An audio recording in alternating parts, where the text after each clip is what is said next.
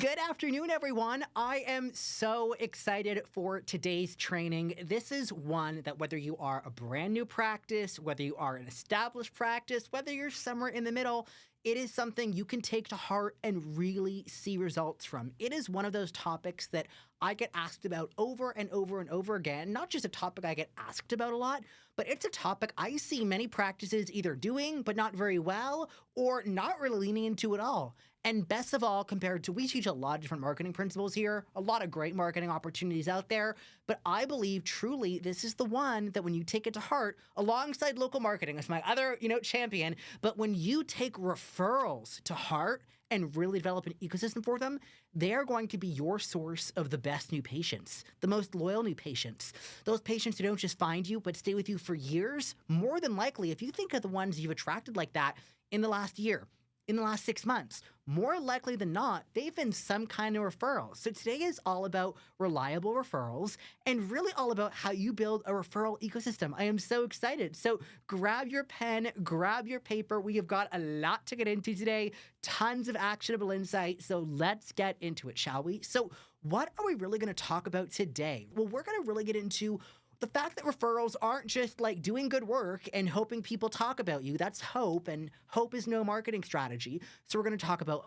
what a referral ecosystem looks like. We're going to share with you a bunch of resources and very actionable things you can do to build your ecosystem and really make sure that we let you walk away with some very actionable things you can implement as easily as tomorrow. That's another thing that's so great about referrals. They don't take a big budget to implement when you do it the right way, and they also can be put into place with a system very, very quickly, literally within the next 24 hours. Now, a number of you watching this may be from certain parts of the United States or Canada. We've got a bunch of international people that watch this content as well. Wherever you are, I always want you to remember there are going to be rules in your market around referrals. So before you implement anything I share with you today, we always just want to be very mindful that we are running all these ideas by your appropriate regulatory bodies, your legal counsel, and just seeing how they're going to apply to the rules of business in your market and where you choose to operate. So just always like to start with that little kind of note for consideration, but let's get into our content together, shall we?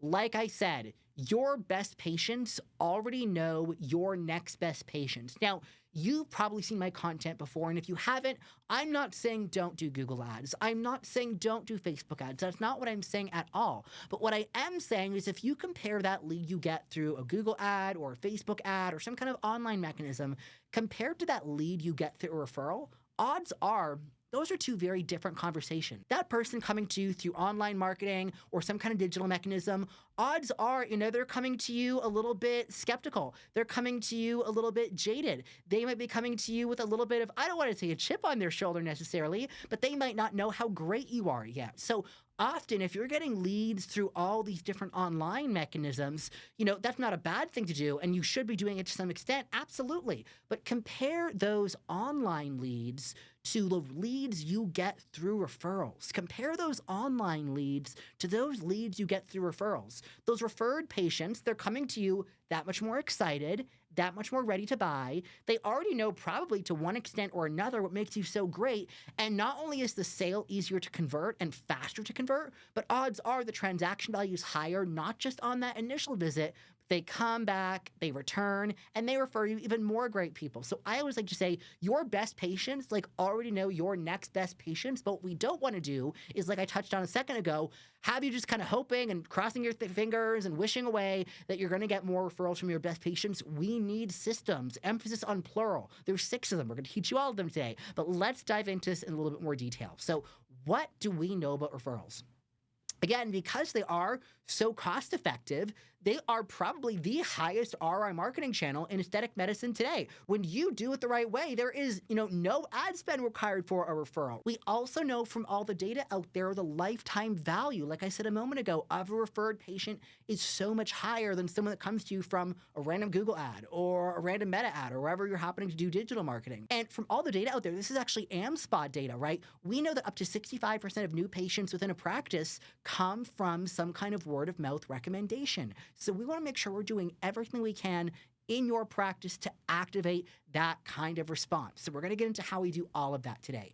So here's where most practices get referrals wrong. And I would say there's kind of a few different things they do, but more than anything, the one big pitfall I see a lot of practices fall into when it comes to their referrals is they start thinking of referrals as this very transactional thing, right? If you're selling in an upscale way, if you're doing business in an upscale way, nothing should ever feel transactional. We are in the business of relationships and invitation. When we sell or ask for referrals in an upscale way, all we're doing is educating, inspiring possibilities, and extending an invitation. When we encourage patients to refer, and when we sell, frankly, in an upscale way, all we're doing is educating, inspiring possibilities, and extending an invitation. So many of you may have some kind of preferred pricing or savings-oriented referral program, and there's nothing wrong with that necessarily. In fact, done the right way, I'm a big fan of it. But when you just create this whole very transactional phrasing for like, oh, we'll refer a friend to get 50% off, like,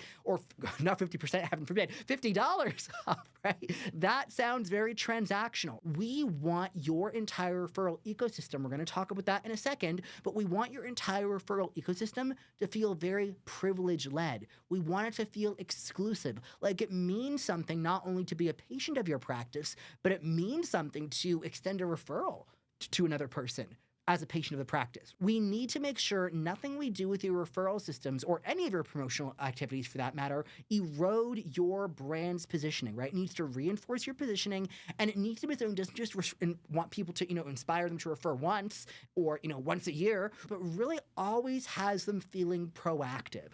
Always has them looking for who's that next great patient for the practice going to be, who's that next friend, coworker, family member, whoever, right? Social media follower that they are going to tell about you. We need to do it in such a way that the patient doesn't just feel like a conduit to us growing our business. That's what inevitably happens, but we don't want the patient to feel that way. We want them to feel valued and appreciated. So I need you to understand the first big mindset shift you need to make before we get into the mechanics of what a referral ecosystem looks like is it's not about asking and being transactional. It's about inviting and doing it from the vantage point of building relationships. In order for any of the systems I'm going to teach you today to really work, this is something you really need to understand and something you really want to take to heart. So very important to understand the shift from transactional, ask-based referral programs to invitation, exclusive, relationship-oriented referral programs. Very, very important caveat of everything I'm going to teach you how to do this afternoon. So let's take this a step further. Like I said, we don't want referral systems and an ecosystem that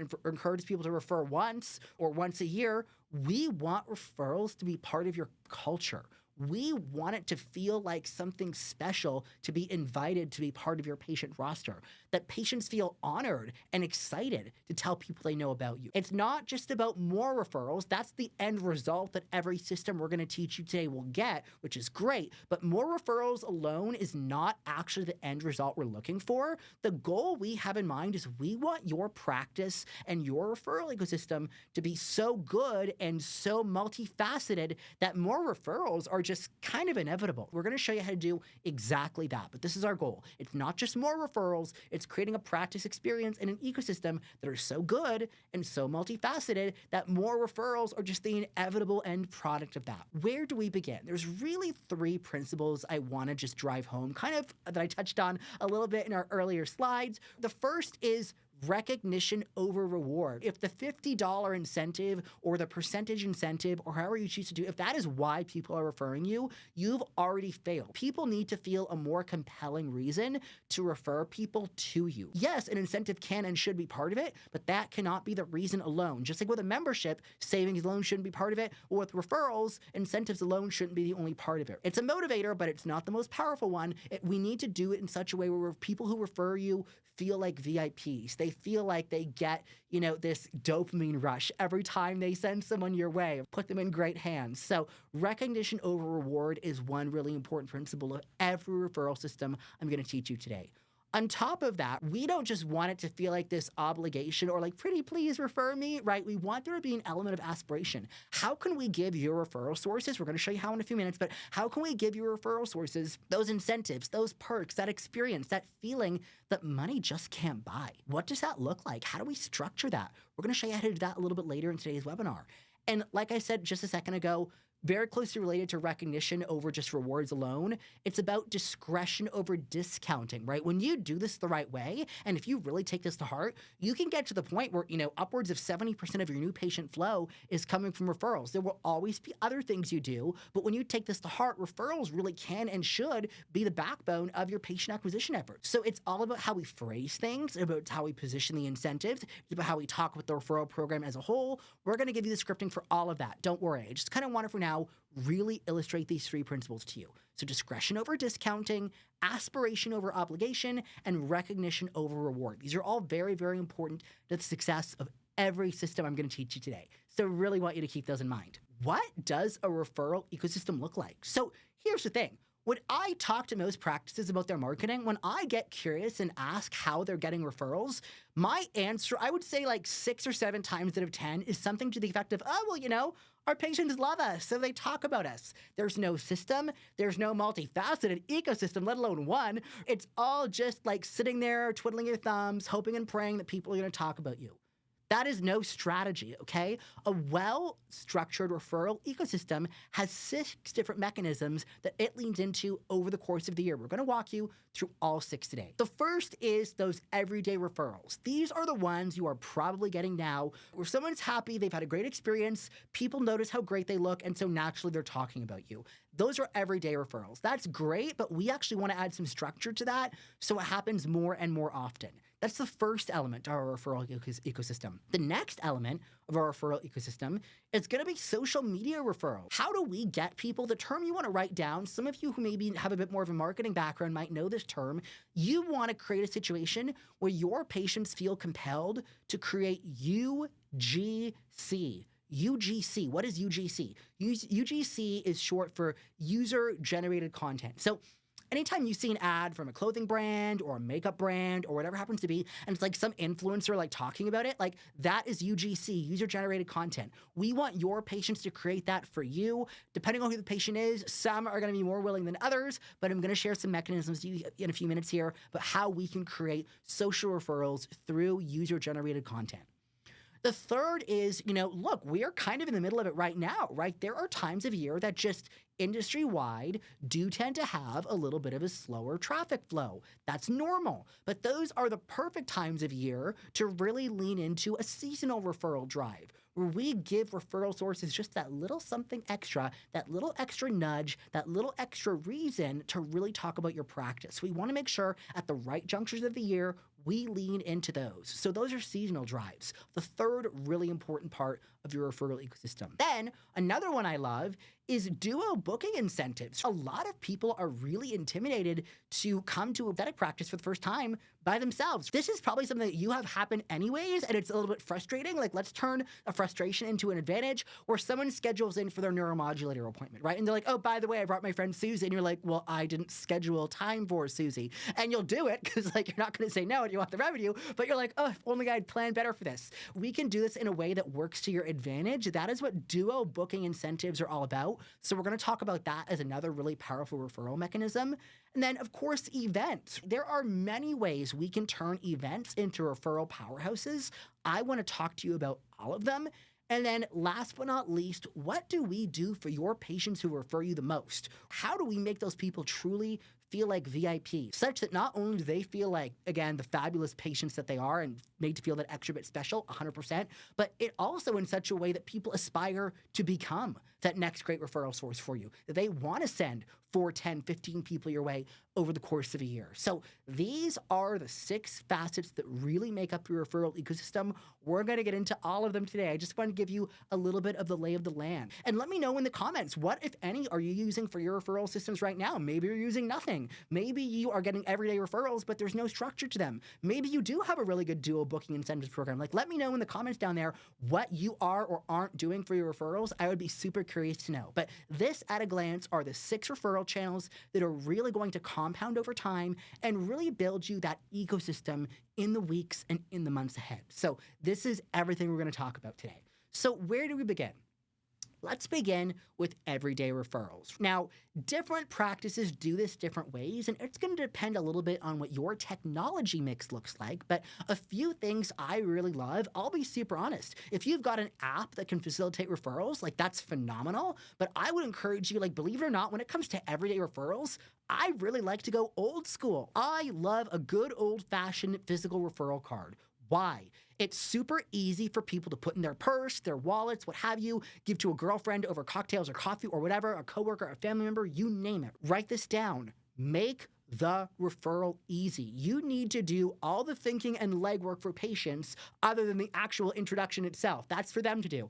Everything else you need to take care of. So what does a good referral card look like? This can look different ways depending on how you choose to structure it. But normally I like them to be the size of a business card. I've had clients come up to me and say, oh, well, Adam, like, should we make our referral card bigger or a different size? No, that might stand out, but like, it's going to be hard for them to put in a wallet, hard to put in a purse. Like, you just want it to be a nice business card size card. That's all you need. So what does this card say?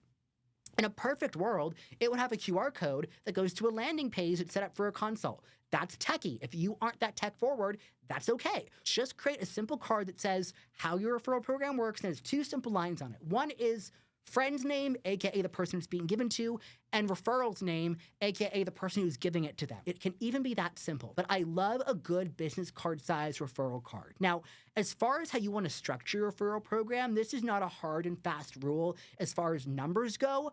I'm more concerned with structure. So typically the amount I see convert the best in my experience is $50, and that's in a give and get format. So a give and get format, what does that mean? So that is where everyone has an incentive. The new patient has a reason to come in because they enjoy a $50 credit. It's never called a discount. You know that about me by now. We never say discount, right? It's a credit or incentive or gift card towards their first treatment that day, right? So it's a $50 incentive for the new patient, and upon them coming into the practice and redeeming that, the patient who sent them gets $50 towards their next treatment. Now, different people have different thoughts on this, even among my own client roster. I like personally letting patients stack these. What does that mean? If someone sends you 4 patients, that's 4 times $50. Let them use it all at once. I have some clients, for one reason or another, don't particularly like that. But personally, if I were encouraging you one-to-one, I would say let your patients stack their incentives. What is the lifetime value of 4 patients worth to you? Over several years, easily over 6 figures of revenue, right? Let them spend the $200 at once if they're so inclined. So another reason this is great is you might have a patient that wants a certain treatment with you, but for one reason or another, maybe it's just like a little bit out of reach for them. And that $200 that they can access by referring people to you can make the difference between them choosing to do a treatment or not. Some practices, again, will call this gift card and don't even mention the referral program. Some practices, or maybe a monetary reward for one reason or another, isn't really aligned for them. They might do a give and get hydrofacial or give and get a travel, size product when you purchase a full size product. You can play with what the incentive is, monetary or otherwise. I personally really do like that $50 threshold, but the principle you need to take away from this is it needs to be a give and get program, and I really like those business card size referral cards. Ideally with some kind of QR tracking mechanism on the back end, but if you're not that tech savvy yet, do not fret, just start with the physical cards. This alone, what is the cost of this? Maybe $50 to go to your local print shop and get these made up. This is something, I'm not even joking, you're all going to be able to implement within, 72 hours of listening to this. This is something you can take action on straight away, and you're going to find it makes referrals happen more and more often. Now, I don't have this on my slide, but before I forget, referrals work if your team works referrals. I'm going to say that again.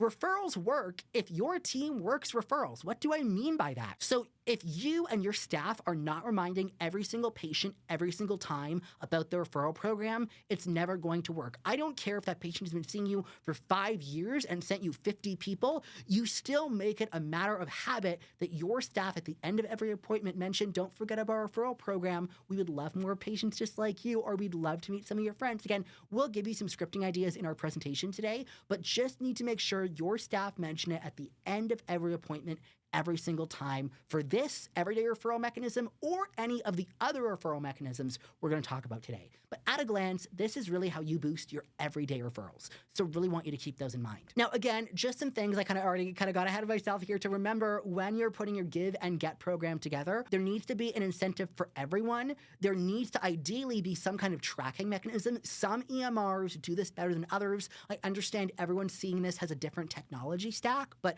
really want to make sure that ideally there's, to some degree, as best you can, some degree of automation and tracking.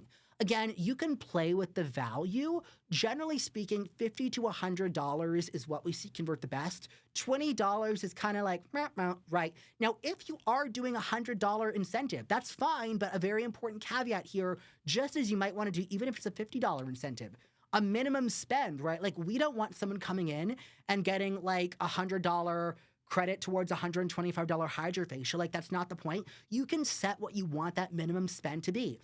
Most of the time, it's somewhere in the neighborhood of around $250 to $400, just depending on what the practice offers and or what treatments you see most patients being referred to on their first visit. So definitely want to make sure there is some kind of spending threshold, right? Where they're not coming in, like I said, for that $125 facial with $100 credit. Like, that's never going to work. So you can decide what you want that to be.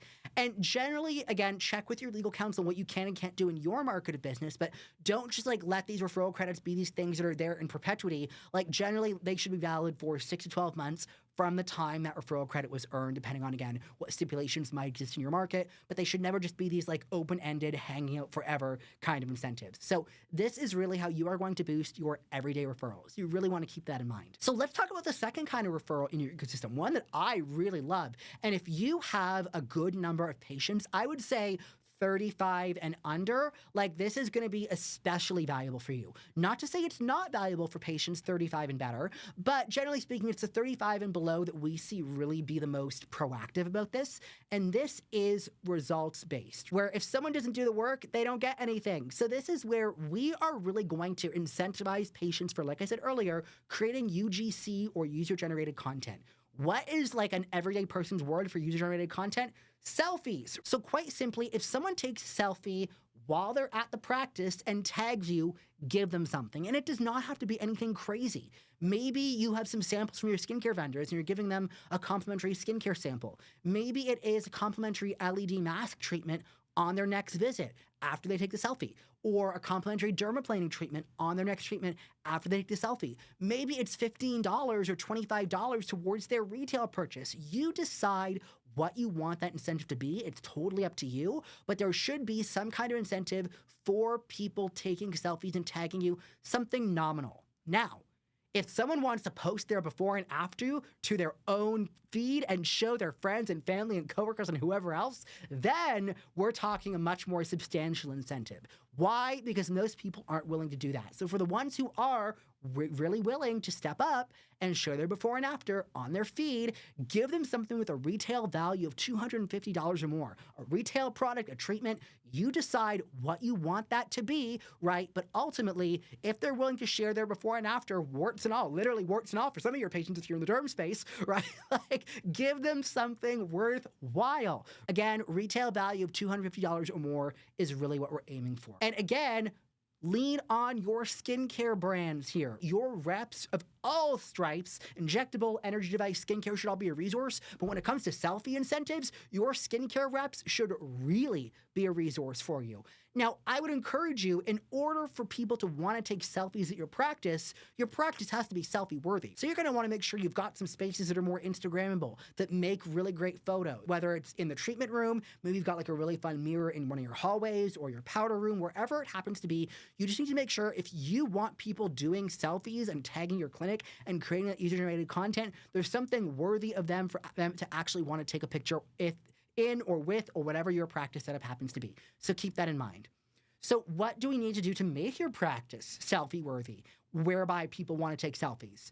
Some practices might do a branded backdrop if that's something that resonates with you and your brand. Not saying you have to do that, but that's one thing I've seen work in some cases. It could be where there's a little sticker on one of your more elevated mirrors. Again, maybe in the powder room or in your reception area, wherever it happens to be, your hallway, you decide. But a little sticker explaining like how your selfie incentive works. With many of our clients, we put these in each and every treatment room, and what we see happen when we do that, inevitably when people are waiting or numbing or whatever, where the provider's not actually in the room, that's when those selfie moments start to happen.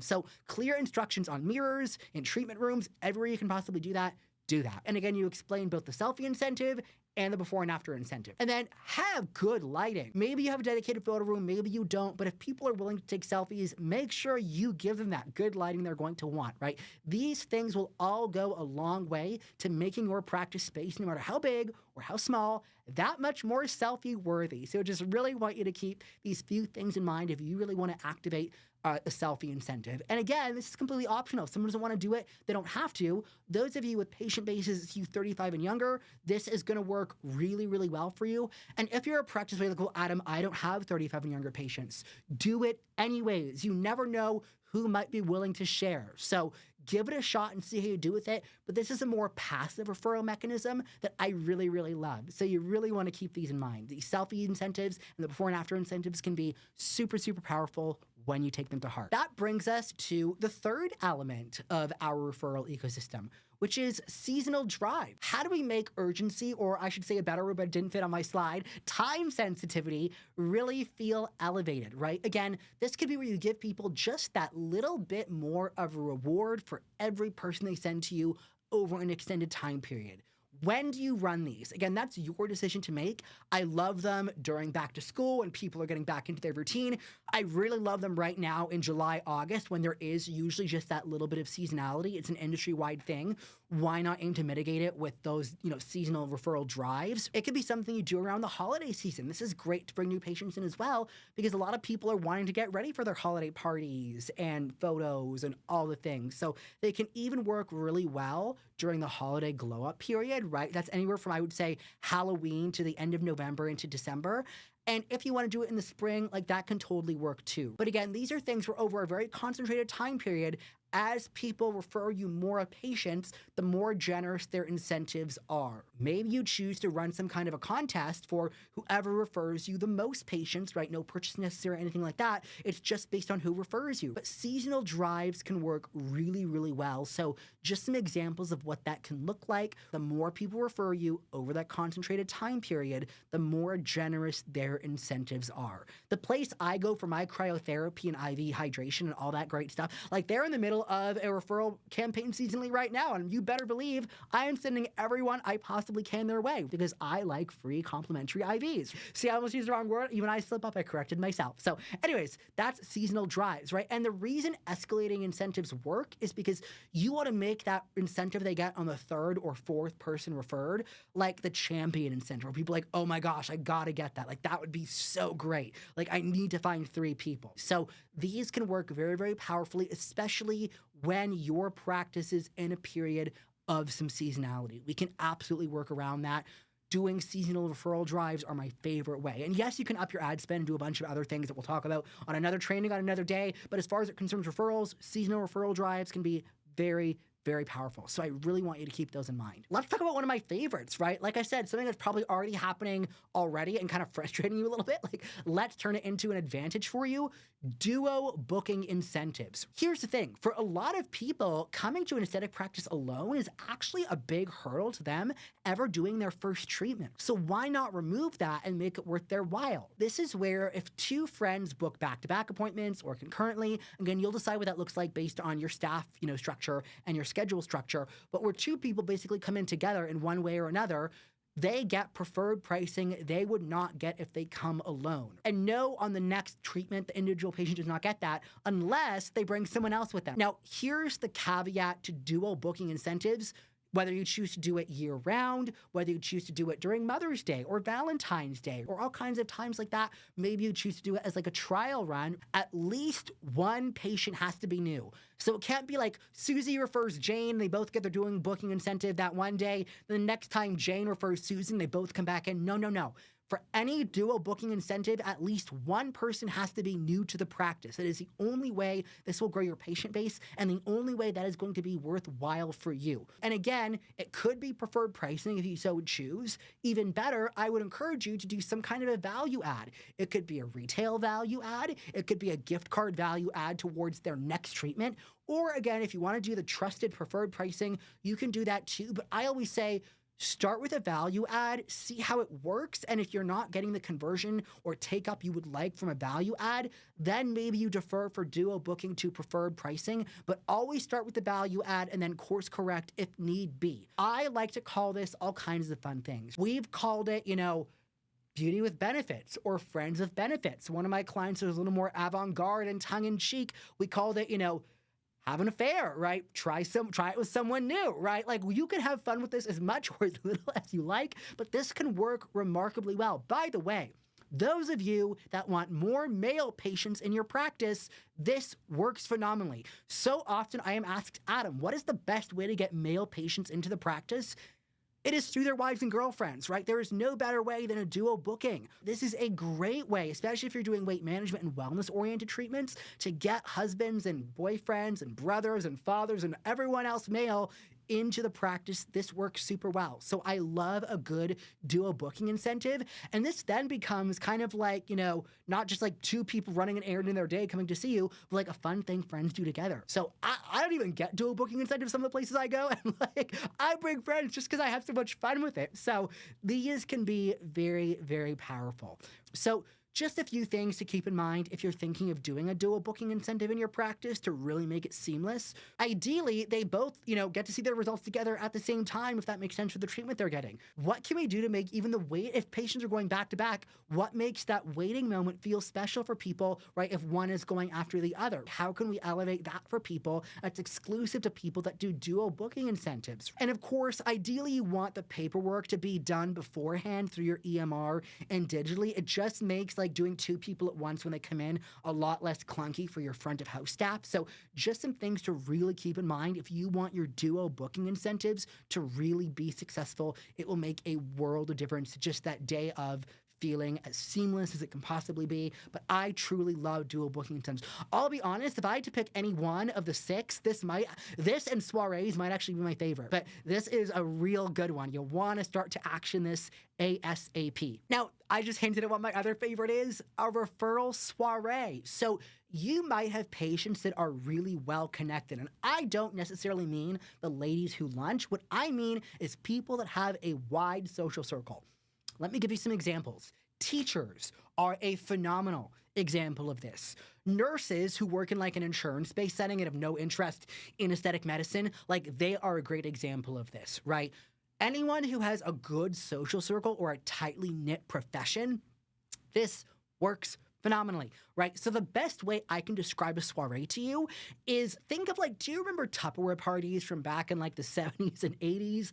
That's basically what a soiree is. You don't really do very much work here. You open after hours. Let's say your hours of operation are 9 to 5, Monday to Friday. So cool. From maybe 5:30 to 7:30 or 6 to 8, whatever makes sense for you and your staff and your patient, you have a private evening for that patient and up to, depending on your size of practice, 4 to 8 of their friends. This is on your screen here, kind of a run of show of what this evening could look like. There is no high pressure pitch. It is not some in-your-face sales event. That is not what I am talking about here. What I am talking about is it's an educational evening where you just do basically the catering with some light bites and some bubbly, but the patient brings all of their friends together. Now, some practices will try and close people on the spot that night. I think that's really high pressure, and I'm not always the biggest fan of that. What I usually say to do instead, if you don't want to try and get people to book that evening, some people might want to go for it. If you do, good for you. But what I much prefer is everyone who attends that evening gets a gift voucher of $150 that's good for 14 days from that soiree. So they don't have to decide that evening, but as long as they come in to get that treatment within the next 2 weeks, they enjoy their preferred pricing. Again, like I said earlier with your selfie incentives, lean on your skincare reps for these soirees. Can they gift everyone a full-size product of a cleanser or something from their range? What can we give people that makes it feel like a fabulous evening with all kinds of goodies in the bag and feels like something really, really special? And again, this is where the patient does most of the work. You're not rounding people up and reminding them. That is for the friend and for the hostess of the party. For every patient, you can do this whichever way you choose. I typically say for every patient that attends the evening, even if they don't book, for every patient that attends the soiree, they might get a patient credit of anywhere from $25 to $50 per individual that shows up. You can decide what you want that amount to be. And the reason I say do it on the person who shows up versus who books a treatment, think about it. If you're running paid ads, you're just getting someone in for the consultation and to see you. The same should be true for this, right? A paid ad spend doesn't guarantee a patient, just as someone who invites a friend doesn't guarantee a patient. So rather than crediting the patient hostess on who books, do it on who shows up. And again, you can play with this run of show a little bit, but this is generally what I like that 90-minute to 2-hour event to really be structured like. I really do love a good soiree, so really want to keep these in mind. Why do I like small, intimate events? First of all, yes, open houses have their place, and maybe I'll do a training on events in the future, right? But when I talk about like those big open house style events, those are a lot of planning. They are at least 8 weeks of marketing. They are a ton of, catering and this, that, and the other. And an event done well can easily cost you $10,000, $15,000 for the evening. On the flip side, with a soiree, maybe a few $100s for catering, if that, very cost effective. And again, if you've got a bigger space and you want to accommodate, amazing. 15 to 20, and even that's pushing it. You want these to be more intimate. Like, I would honestly say like 8 to 10 is really that magic number you really want to keep in mind, especially if you're doing it with more than one patient hosting. You can do it with multiple patients hosting or where it is just for one patient in their circle. Depends on what you want to do. Again, I will say we see these convert really, really well. If you do a soiree well, anywhere from 60 to 80% of those new faces over the 2-week period following the event, they really should convert. And if you spent, $1,500 on this, which you shouldn't even have to spend that, you can do much, much less, you could easily see $15,000 to $20,000 to $30,000 of revenue. I love a good soiree for your patients that are well connected. So these are strategies that absolutely work phenomenally well to really boost your referrals. So keep those in mind. Now, the fifth part of your referral ecosystem is one that you can have a lot of fun with. And this is top referring exclusives. This is, you might have like promotional products or swag for your patients right now they can purchase or they get when they spend above a certain amount. That's awesome. Go for it. Keep doing it. I have no issue with that. But what I want you to really think about creating, one thing I would really think you might want to consider is really looking at what can we create for patients that they can't buy.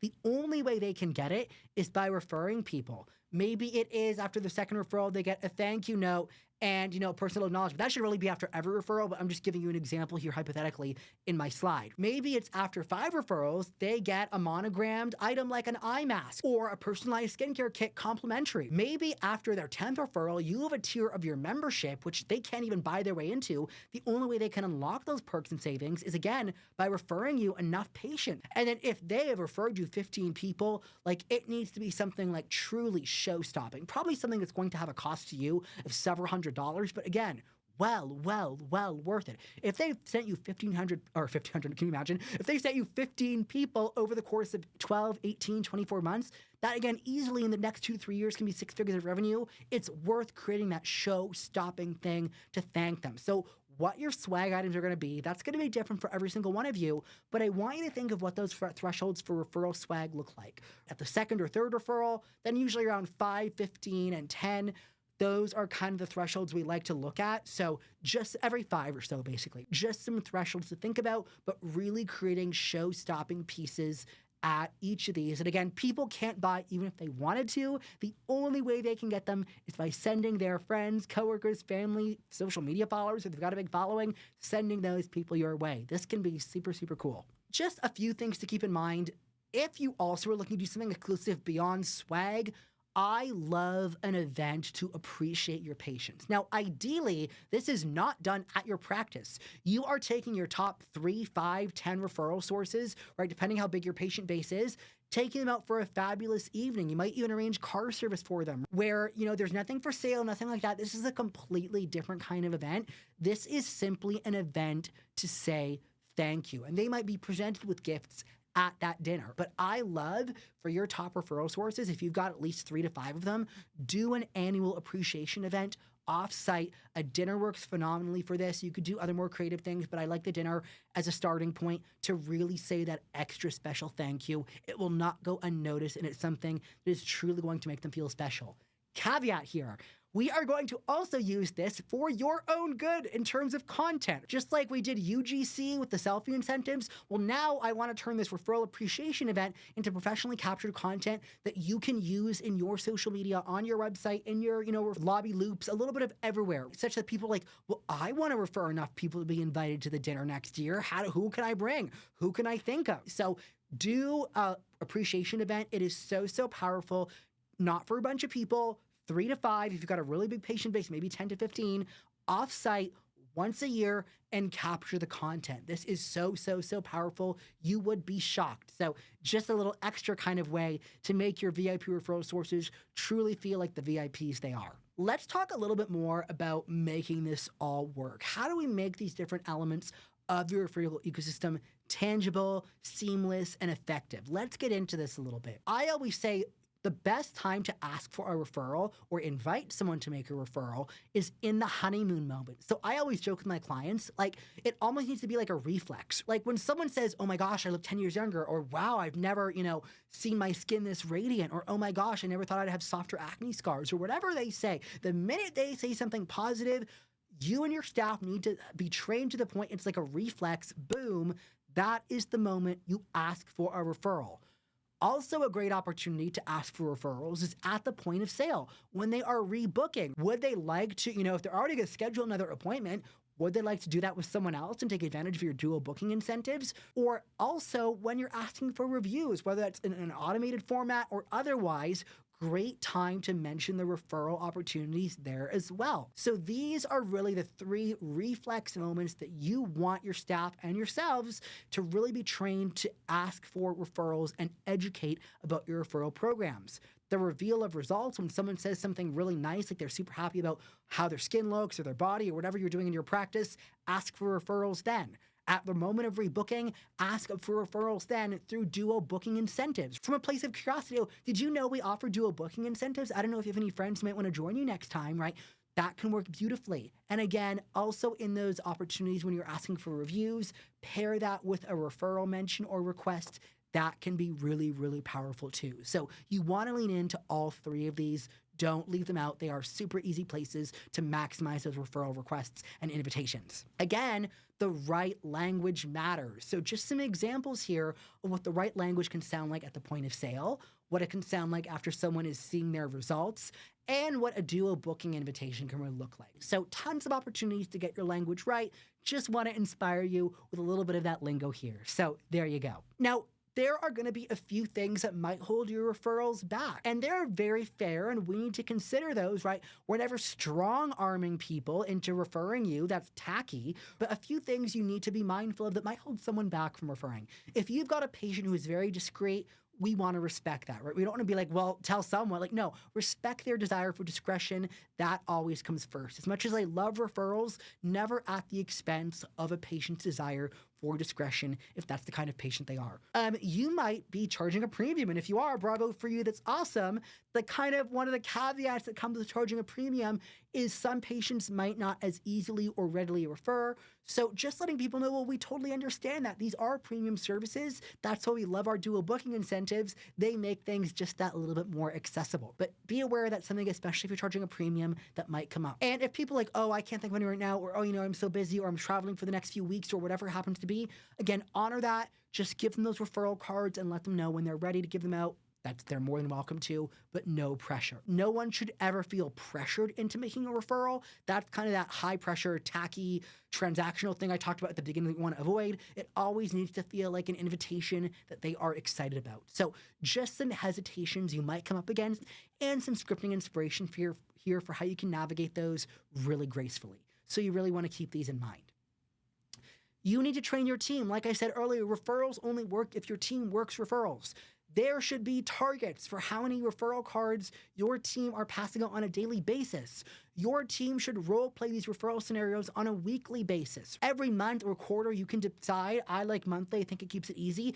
If you have a certain number of referrals come through the practice, maybe there is a reward for your team. A lunch or something like that. You can decide what you want that to be, but incentivize your team. And there should be one member of your staff.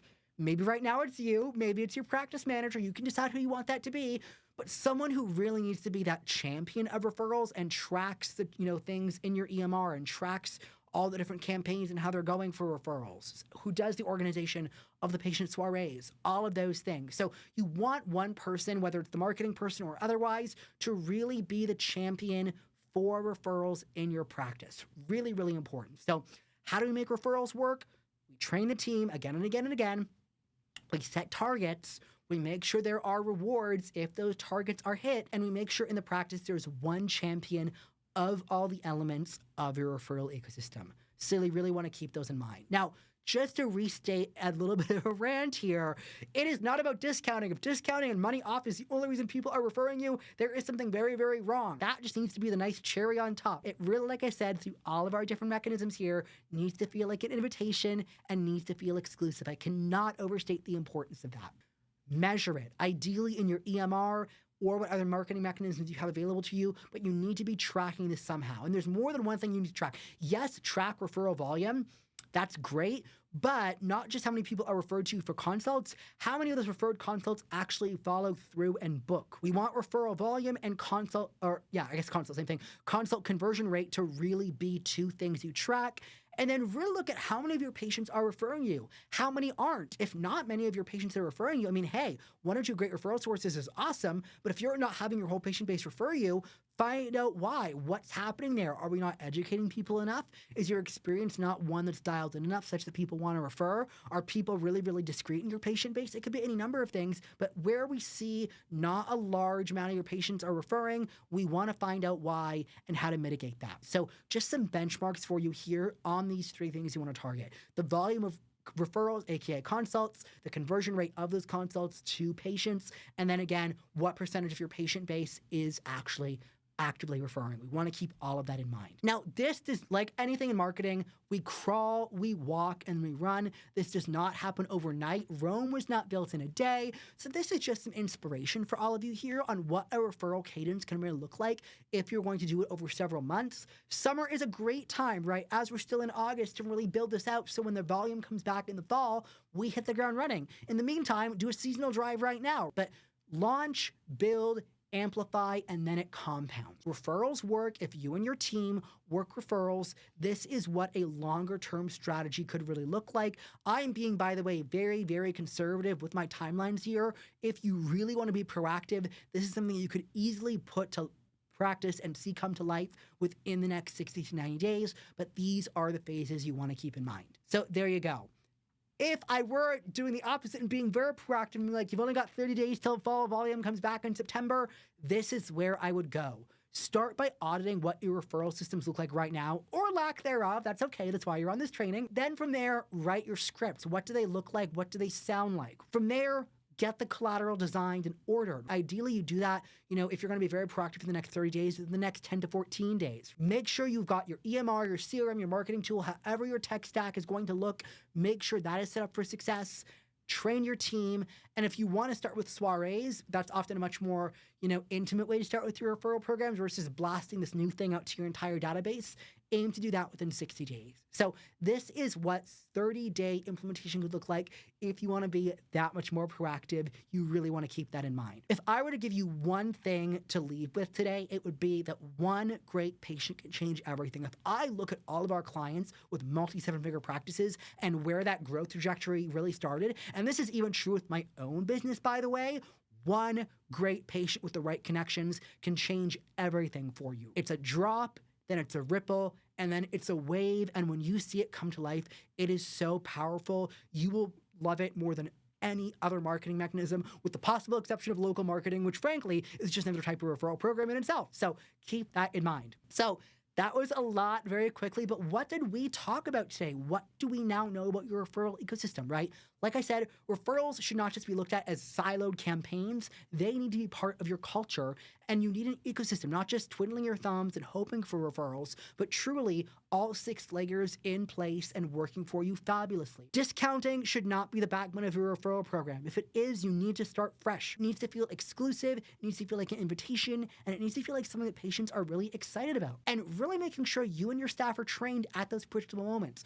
The rebooking moment, the moment a patient pays you a compliment about their results, the moment we're asking for reviews. Those are opportunities to ask for referrals too, and don't try and do this all at once. We crawl, we walk, and then we run, and I would encourage you, yes, this takes time, but really aim to be proactive in the next 30 days, whenever you're watching this, but ideally ahead of the next rush in your practice. So keep that in mind.